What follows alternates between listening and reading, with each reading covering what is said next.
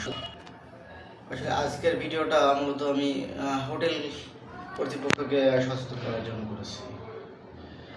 সেটা হচ্ছে যে আসলে হোটেল যারা ব্যবসা করতেছেন, এই ব্যবসাটা কিন্তু আপনাদের মহান পেশার ভিতরেই পড়ে।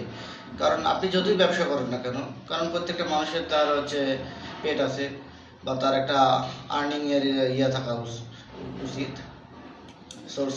তো হোটেলটা হচ্ছে সেই আর্নিংয়ের হচ্ছে সোর্স আপনাদের, এবং সেটার মাধ্যমে মানুষের সেবাও কিন্তু করা হচ্ছে।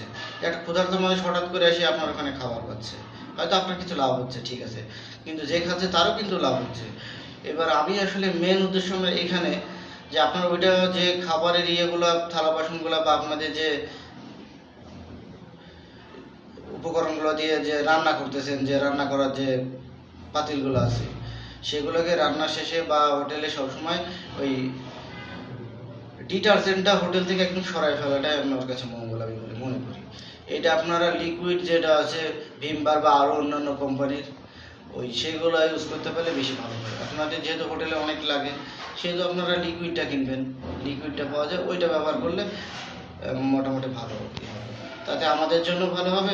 এখন আপনারা একটা ধরেন খাবার বানালেন, আপনারা যা কিন্তু কিনেন, এখন কিনে ওইটাতে ভেজাল থাকতে পারে, সেটা কোনো না, সেটার জন্য আপনি কোনো না, যেটা ভেজাল যে দিয়েছে সেটাই।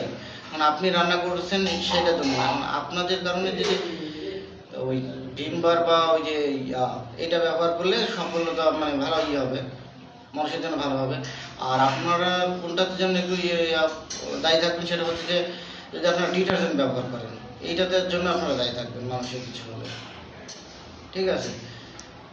এটা হয়তো আপনার মনের কাছ থেকে যদি আপনি খেয়াল করে দেখেন, আপনি যদি চিন্তা ভাবনা করেন একা কখনো আসলে তো এটা ঠিক হচ্ছে কি না, তখন আপনি দেখবেন যে আপনার বিবেক হয়তো বলবে যে না, এটা ঠিক হচ্ছে না। সেই জন্য আমি অবশ্যই যাবো যে আপনাদের হোটেল ব্যবসা আরও ভালো হোক। আমি হোটেলে খাওয়া এগুলোর মানে না, বিপক্ষে না। মানুষ হোটেলে কখন খাবে? যখন তার বাড়িতে খাওয়ার ব্যবস্থা না, এক জায়গায় গেছে, তো অবশ্যই হোটেলে খাইতে হবে, এবং আমরাও খাই। শুধু বাংলাদেশে, সারা পৃথিবী সব জায়গায় খায়, ঠিক আছে। এখানে হোটেলে খাওয়া নিয়ে কোনো না, হোটেল করেছেন আমাদের কিন্তু খুব উপকার হচ্ছে। এই জন্য আপনাদেরকে অবশ্যই আমাদের বিশেষ ধন্যবাদ জানাতে হবে। আপনি অতগুলো কর্মচারী নিয়ে নিয়ে কাজ করতেছেন, আপনার কিন্তু তাদেরকে বেতন দিতে হয়, করতে হয়, দেখাশোনা করতে হয়, ঠিক আছে। তো আপনাদের অবশ্যই কিছুটা লাভ থাকা লাগবে, নাহলে আপনি সে কাজে থাকবেন কেন?